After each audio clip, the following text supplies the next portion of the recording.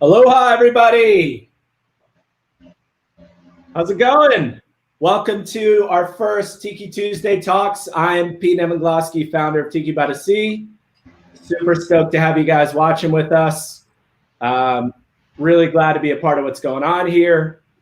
I'd like to first introduce Brother Cleve, who is our de facto ambassador of Tiki by the Sea, been to every single one other than myself.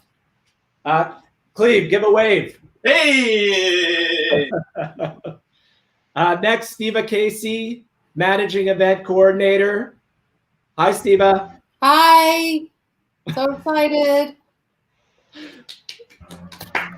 Aaron Joseph, Assistant Managing Event Coordinator. Yay! Hello, man. Where are you guys coming from? I'll start. I'm in Boston, Massachusetts. Boston, Mass. Steva? Birmingham. Birmingham. And I'm in Baltimore, Maryland. Balmer. All right. Excellent. I'm here coming from Las Vegas, Summerlin area. So we'll jump in and we'll see what the structure of what we're going to be doing here is. So Tiki Tuesday Talks, just a little intro. You guys may or may not know we've done for the past 5 years now. We've had live bartender-oriented events, multi-day, really kind of full exploration, education, cultural sessions, etc. And now this is our first foray into bringing some of this content digital. Obviously, with the pandemic, etc. We unfortunately had to cancel our in-person event. We do hope to bring that back next year, stronger than ever. But in the interim, we wanted to make sure you guys got to hear from some of our awesome speakers about some various topics, go a little bit deeper on certain ones, etc. So we're going to be doing this weekly at this time. So 12 Pacific, 3 Eastern, all through the Zavvy platform, which will be kicked out live beyond that. So do sign up. This topic, again, Brother Cleve, talking about the Tiki time machine. So he's going to take us back. This man has lived through more of this stuff than any of us could have hoped. He's still spry as ever. And he's going to give you a little bit of the journey of his first discovery of Tiki bars on. Mahalo, Stefan. Good to see you, man. So a little bit of the agenda. We're going to get an Aloha going. Chat box and questions. So you guys may or may not know, but within Crowdcast, there's a box there. We'll collect some questions for the Q&A later. So feel free to fire those over. And then you could also share this event out if you want to get more people visualizing it in that top corner of Crowdcast. The presentation for Cleve is going to be about half hour, 40 minutes. He's going to make us a cocktail, which you guys may have seen the spec for already. Hopefully you grab some ingredients. Highly encourage you to make it along with us. Post it, tag at Tiki by the Sea NJ or hashtag Tiki by the Sea. And get the word out. We're going to have surprises in the future for some of those. And then we've got 5 questions with the Tiki fam going from there. So, Brother Cleve, Mr. Aloha, musician, bartender, DJ, producer, writer, old motherfucker. This man has seen it all. He's done it all. We're going to enjoy hearing a lot about his history. But I think first, really, what we need to do is we need to cut to Cleve for an Aloha, as is tradition. Will you take us away, sir? Yes, indeed. All right. So I've done every Tiki by the Sea starting in 2014, I believe that first one was. And right, maybe a little hazy. Well, on the second year, I thought, we need something something kind of swinging to open the thing, because I'm the opening act, I guess we could say. And I spent my entire life in show business, so I thought, we have a slide that says Aloha with a naked wahine on it. That's the people are looking at that before I start. So I thought, well, I should just say Aloha, some kind of fun, like that first one was. And right, maybe a little hazy. well, on the second year, I thought, we need something. I'm hearing myself coming back that way. You're good to go now. Apologies. Tech issue on this side. You're good. Okay. So, back to what I was saying. So I decided to, have a little Aloha moment to start the festivities of the, it's a 3-day event. So we would lead it in and have everybody at home there at the Barcelona Motel in Wildwood, New Jersey, to repeat it after me. And those of you who are watching at home right now, you can do the same thing if you like. I don't think we have everybody's mics on, but if you want to do it, so we'll just start out. We start with the first one, and I'll point to the photo where it says Aloha, and just go, Aloha. Very Hawaiian style, So, but then the second one, we want to give it a little more emphasis, So it's like, Aloha.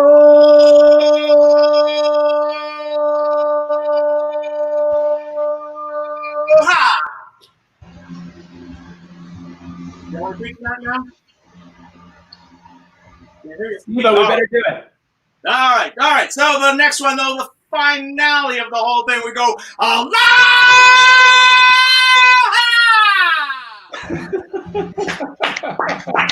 Well done. Well done. It's a little longer, too. But, and that way, you have been cleansed for at least for the first 24 hours of Tiki by the Sea, and I guarantee that all the participants there will not have a hangover on Monday morning. Great. They can take It works digitally. It works digitally also. It's fantastic. Yeah. All right. So those of you who wake up on Wednesday morning, you'll be hangover free. But let's just get back into what we're talking about now today. We're calling it my Tiki time machine. And if you've ever seen my Tiki, the Rise, the Fall, the Resurrection, the Redemption, which I've done at every Tiki by the Sea in Wildwood, New Jersey, and also at Fregene Beach in Rome, Italy. And at some of the other events, I've done a lot of USBG events around the country doing it at that. But it's a history of Tiki from 1898 to now. So my own Tiki history, and this is how I started out. This is the way the show starts. In 1972, I was 17 years old. I had already started my illustrious career in the low-level show business. And on this day in particular, I'd been playing in bands, rock and roll bands, since in bars and getting paid for it since I was 15 years old. So this particular night, I was playing a high school prom, and this prom was taking place at. We want to show a slide now. We're gonna show where this place was. It was called the Kowloon. Well, there it is, the Kowloon, Saugus, Massachusetts. It's still there. It's been there since 1950. If you look in the center, what a name, Saugus, Mass. What a name. That's the original sign that's in the neon sign that's in the corner there. But the sign where they rebuilt it in 1969 and added this whole other room where I did do the prom. But there's a giant tiki there that was carved by Leroy Schmaltz of Oceanic Arts, Whittier, California, who were the guys that do all the major tiki restaurants, Polynesian restaurants in the United States, starting in 1958. So beautiful place, and the show. When we can get rid of the slide now. When the show ended, the prom, I went downstairs with my band, and the owners there, the family gave us, poo-poo platter and some food to fed us in a lovely hospitality style. And then in front of me, they put the volcano bowl. Yes, the volcano bowl. I actually have one around here, but it's beautiful stuff. It would it was lit on fire, usually using something like this, Trader Vic's flaming brandy that you would put inside the little volcano, or 151 rum. What's the proof on that flaming brandy? That was 100 proof. 100 proof. Yeah, still nice though. But they put it in front of me. Now remember, I was 17 years old. I was not old enough to drink. But life was better in the 70s in a lot of ways. A lot of you missed that. Most of you missed that. But it was really cool. So they didn't care about IDs back then. As long as you could reach the bar, you could drink. So I enjoyed that, and I had that drink, and I said, you know what? I want to drink one of these. So that's my life. And now, 48 years later, I've been pretty successful. So what happened after that was the next following year, 1973, I turned 18. And the federal government decided 2 weeks after my birthday to lower the drinking age to 18. Yes, happy days, we're here again. Wow. I didn't need to have a fake ID or anything. I could go anywhere. So naturally, getting these tiki drinks was right up at the top of my list. So let's go to the next slide there, Pete. The Trader Vic's had been open in Boston at the Statler Hilton Hotel. Trader Vic had a deal with the Hilton Hotels where he franchised his restaurants all around the United States, and actually the first one outside of the United States was in San Juan, Puerto Rico. That was a U.S. territory at the time, but that was in 1952. But they were in all the major cities, and we had one here in Boston. And I started going down there. This is an older postcard from my collection, but it was pretty cool. It did close, unfortunately, in 1978 when the hotel got sold. We can get rid of that slide now. Yeah, we go.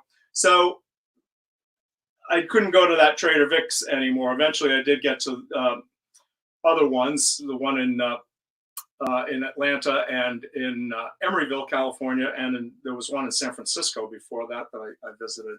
But there were plenty of other places around the greater Boston area and Boston itself, besides the Kowloon. Actually, right by the Kowloon was a place called the Diamond Head, which was really, really gorgeous. And that got torn down in the mid-90s, but that was really a phenomenal place. And down up also in that area was the Bali High, which was kind of well known for what they call around here Tiki Bingo. Now, Tiki Bingo is actually Keno, and it's on the TV screens in the bar, and people would just sit there and play that. But people that would hang out in Tiki bars would call it Tiki Bingo. What's Tiki about it? Just the fact that it's in a Tiki bar? Sitting there having a Polynesian drink while you're playing. Or in many cases, it might be a Bud Light and a shot of. Let's open a Tiki Bingo saloon in Vegas. Are you in? I'm in. I am in. Definitely. Get the hell out of the cold and snow up here. That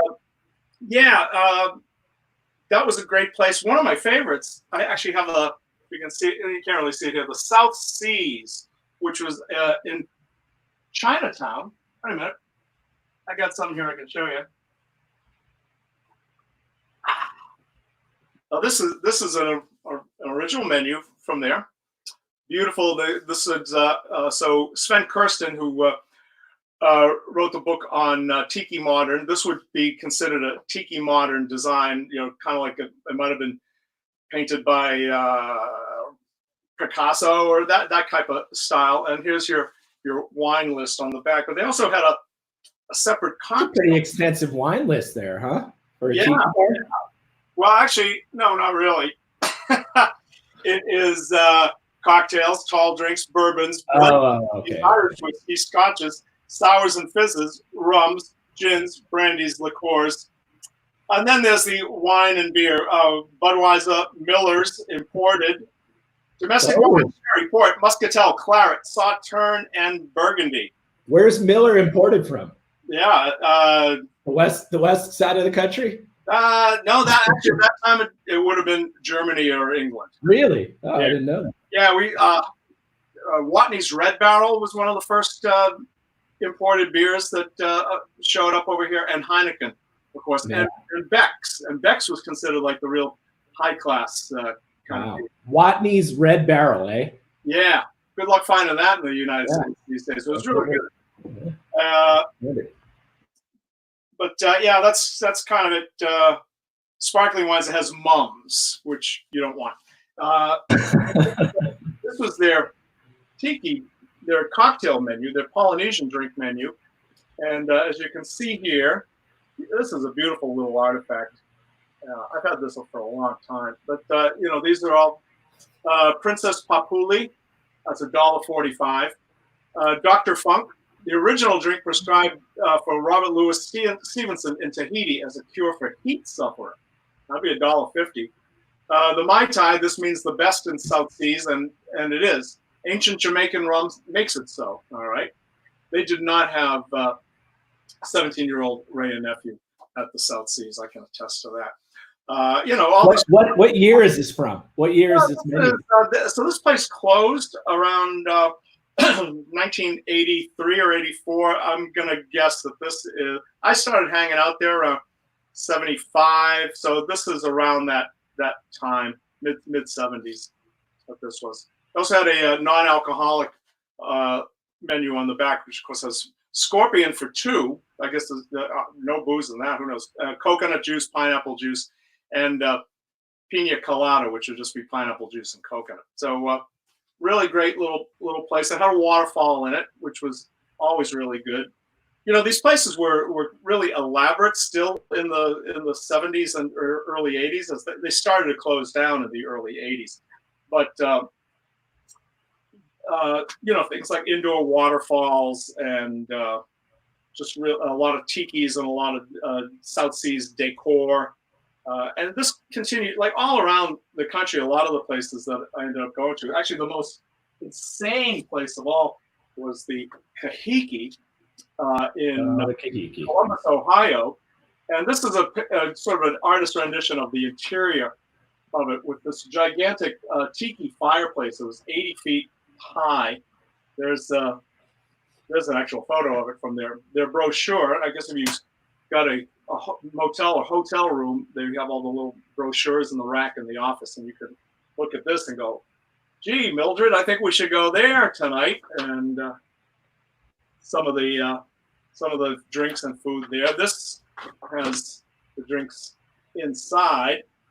Wow. All of these menus had, in this case, they're photographed, but usually they were artist renditions of a lot of the drawings. So these were really, really magical places to go to. I had one in my neighborhood. Actually, I had two in my neighborhood.